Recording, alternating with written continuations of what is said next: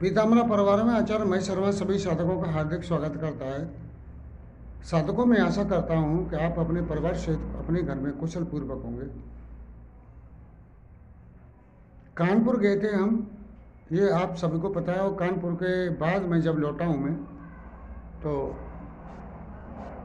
और वीडियो बनाने का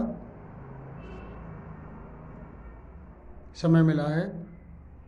और एक साधक हैं हमारे जो चित्रकूट से आए थे, रामचंद्र जी नाम है इनका। ये 2 बार साधना मुझसे ले जा चुके हैं, लेकिन उनकी साधना बीच में अधूरी रह गई हैं। और जो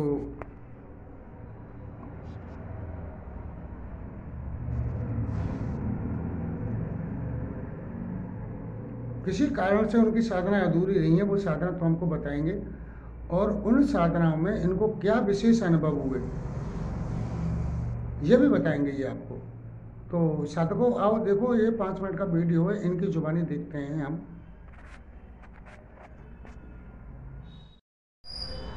तो साधकों मेरे सामने ये रामचंद्र जी बैठे हुए हैं और रामचंद्र जी अपनी जो भी साधना की है उनका जो अनुभव है वो आपको बताएंगे।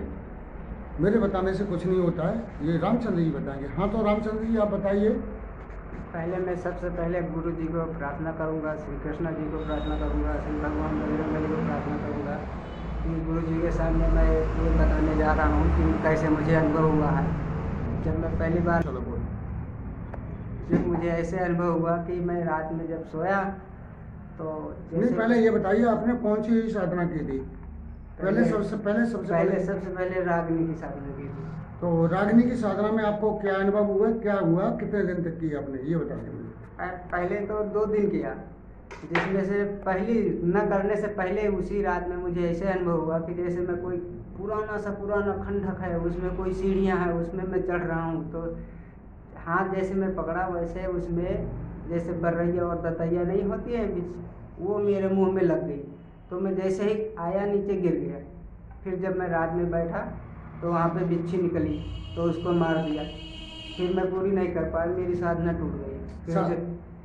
साधकों इनका ये संदेश था इनके लिए कि अगर ये उस सीढ़ियों पर चढ़ जाते, सीढ़ी पर चढ़ने का तात्पर्य ये था कि ये अपनी साधना में आगे बढ़ रहे हैं, ऊपर जाने की कोशिश कर रहे हैं, आगे बढ़ रहे हैं।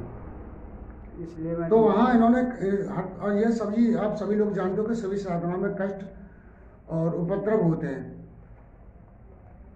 तो ये अगर वो जो बता रही है ततैया इनके लग गए, इनके मुंह पर ततैया लग गए आके, वहीं से मैं गिर गया। हाँ, तो ये गिर गई। अगर ये ततैयाओं के उस वक्त को उन डंग को सह जाते, यानी दृढ़ संकल्पित होके आगे ऊपर बढ़ जाते, तो इनकी साधना सिद्ध हो जाती और आज ये बहुत उच्च कोट के साधक बन गए होते। इनके जीवन में किसी चीज़ की वैभव, यश, किसी चीज़ की कमी नहीं रहती। लेकिन ये गिर गए, उसका आशा ये था कि आप साधना करते वक्त ये दिक्कतें आएंगी और आप गिर जाओगे। ये साधना करते वक्त पहले ही पता चल जाती है, साधकों को पता चल जाती है ये कि हमारा क्या होना है भविष्य में। लेकिन फिर भी अपने गुरु की अब गलती ये है कि उन्होंने मुझे बताया नहीं उस वक्त। ऐसे हुआ। फिर मैं दोबारा ले गया था। फिर दूसरी बार ये साधना करने बैठे तब बताइए, दूसरी साधना कौन सी करने ले गए थे आप? दूसरी 1 दिन की भूतनी साधना। भूतनी नहीं थी वो, 1 दिन की प्रेतनी साधना। हाँ, प्रेतनी साधना। ओम चार की खवाई, हाँ, समुद्र पर था, यही मंत्र तो पर था। यान बैठी हो तो उठकर अठाड़ी ज्यादा पूरा मंत्र मत बोलिए। हाँ, ये वाली ले गया था तो किया था।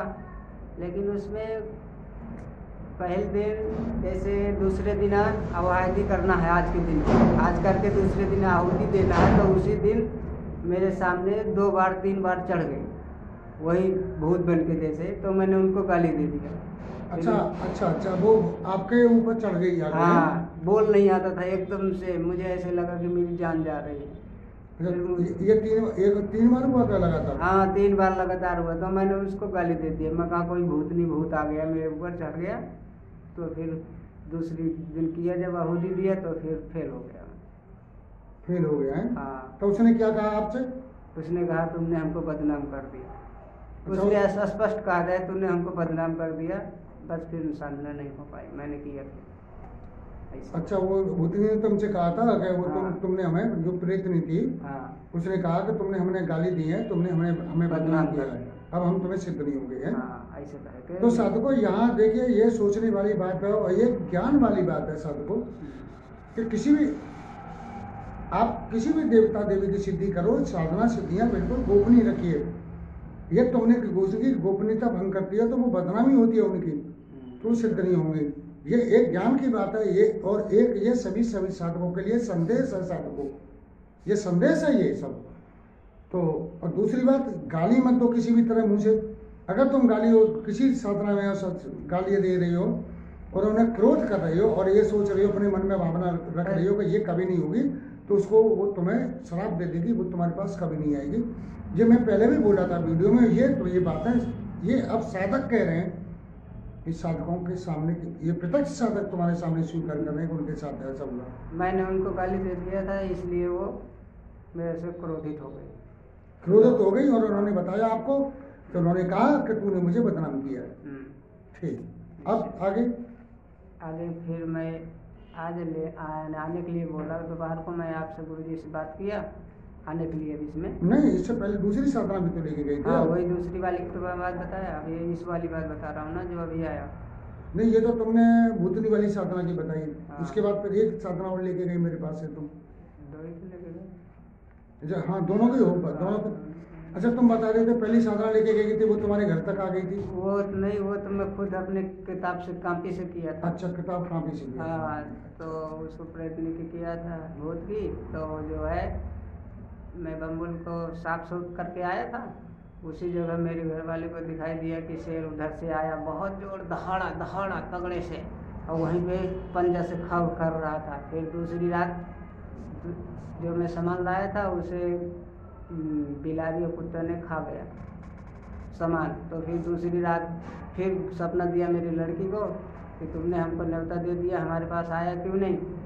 और ऐसा बात भी बन गया है कि उसके पाँव, सर से लेके पाँव तक बाल बड़े हुए थे, पूरा काला था। मेरे घर के, यानी मुझे नहीं दिखाई दिया, मेरे घर वालों को, लड़की को, मेरी घरवाली को, दोनों को पूरी तरह से दिखाई दिया। वो डर रहे थे, मुझे मना कर रहे थे, लेकिन फिर भी किया। दूसरी बार 1 महीने बाद जब आता है वो टाइम, 1 महीने में आता है वो टाइम, 1 महीने इंतज़ार किया, फिर किया तो फिर हुआ नहीं है, आया नहीं। हाँ, फिर वो नहीं आया वहाँ। ठीक है, आज जो मेरे पास आए वो आज जो मैं आया था दोपहर को गुरुजी से बात किया कि मैं जाऊंगा गुरुजी के पास, तो फिर मुझे सपना हुआ कि जो एक पहले की देवियाँ जो नहीं थी, मूर्ति बनी थी, काली सी मूर्ति पड़ी है, मैं खोद रहा हूँ, वहाँ मूर्ति मिली है मेरे को, और फिर मैं उसकी पूजा करता हूँ, कहता हूँ मैं इसी की पूजा करूँगा देवी की।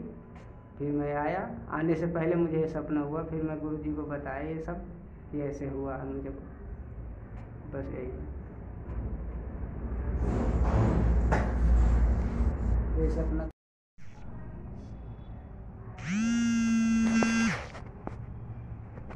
चूतिया उसी में जोड़। हाँ, बोलो। और मेरे घर में ऐसे लग रहा था, मेरी लड़की को दिख रहा था कि नहर के हिसाब से ट्रक में पैसा की नोटों की गड्डी आ रही है, गड्डी आ रही है। मेरे बच्चे सब बहुत खुश थे, लेकिन लास्ट टाइम टूट गए।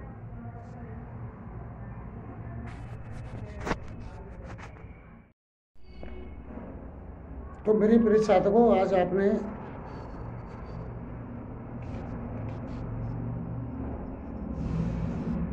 रामचंद्र जी को सुना, इनकी 2 साधनाओं के बारे में सुना और इनके अनुभव भी सुने साधकों।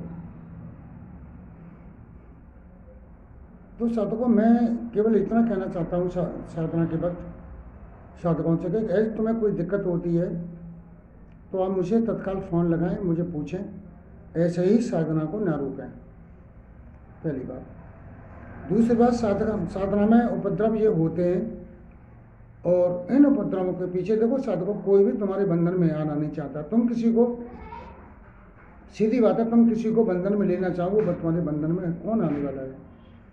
और आएगा तो भक्ति और प्रेम के द्वारा तुम्हारे बंधन में आएगा, तुमसे दोस्ती करेगा, प्रेम करेगा, नहीं वैसे कदाचित कोई आने वाला नहीं है।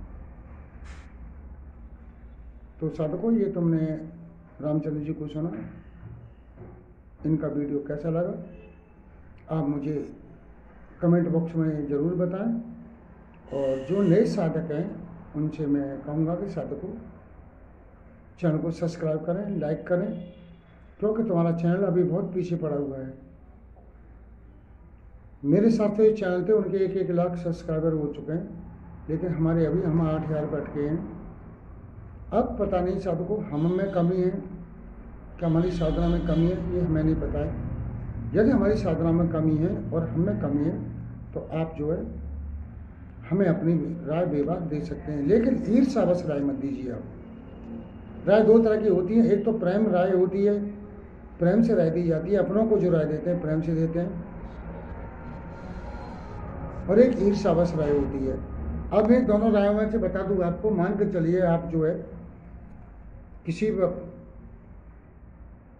वाहन में बैठ के जा रहे हैं और आपको जल्दी जाना है कहीं, तो आप ड्राइवर से ये कहेंगे, प्रेम बस कहेंगे कि भैया ने थोड़ा तेज चलाओ, लेकिन संभल के चलाना, कहीं एक्सीडेंट न हो जाए। बड़े हिसाब से संभल के चलाना, पर थोड़ा तेज चलाओ क्योंकि हमें जल्दी है, ठीक है। लेकिन वहाँ जरूर ये कहोगे कि लेकिन संभल के चलाना, कुछ एक्सीडेंट आदि ना हो जाए। ये होगी प्रेम की मशवरा राय। और ईर्ष्यावश मशवरा क्या है कि हम उस गाड़ी में बैठे नहीं हैं, तो उससे कहेंगे अरे यार 100 की स्पीड नहीं 150 की स्पीड से चला, और तेज चला, और तेज चला। ये ईर्ष्यावश राय होती है, क्योंकि आगे चल के वो तो मरना ही है। 100-150 की स्पीड से गाड़ी कंट्रोल नहीं होगी, मारा जाएगा। और आप जो ईर्ष्यावश राय दे रहे हैं वो निकल जाएंगे। तो साधकों मैं आपसे नम्र निवेदन करूंगा, ईर्ष्यावश राय ना दें। हाँ, प्रेमवश राय आपकी स्वीकार है, और मैं उन प्रेमवश राय जो प्रेम से राय देते हैं, ज्ञान से राय देते हैं, मैं उनका सत्कार करता हूँ, मैं उनकी बात का सम्मान भी करता हूँ, और मैं उनके वीडियो में दिए हुए कमेंटों का जवाब भी देता हूँ। इसी के साथ मैं ये वीडियो का समापन करता हूँ। अगले वीडियो में फिर मिलूँगा। जब तक के लिए हरे कृष्ण, हरे कृष्ण, हरे कृष्ण।